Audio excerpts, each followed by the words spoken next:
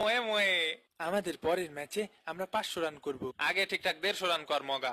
ইস, আজ যদি তামিম ভাই থাকতো তাহলে কি হইতো, আমরা অন্তত 50 ওভার ব্যাটিং করতে পারতাম। হ্যাঁ, ম্যাচ শেষ হওয়ার পরও ব্যাটিং করিস। আসলে দোষটা এখানে সাউথ আফ্রিকারও না, আফগানিস্তানেরও না, দোষটা কার তাইলে? সাকিবের। কেন?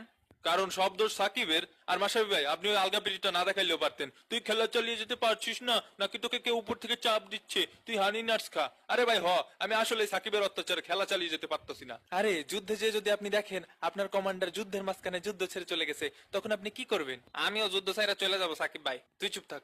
যুদ্ধে যে যদি আপনি দেখেন আপনার কমান্ডার যুদ্ধের মাঝখানে শোরুম উদ্বোধন করতে চলে গেছে, তখন আপনি কি করবেন? চুপ থাক শালা ডট বাবা। তুই চুপ থাক ফিতা আল হাসান।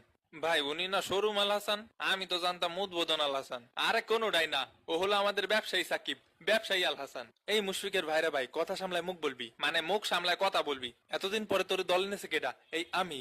এই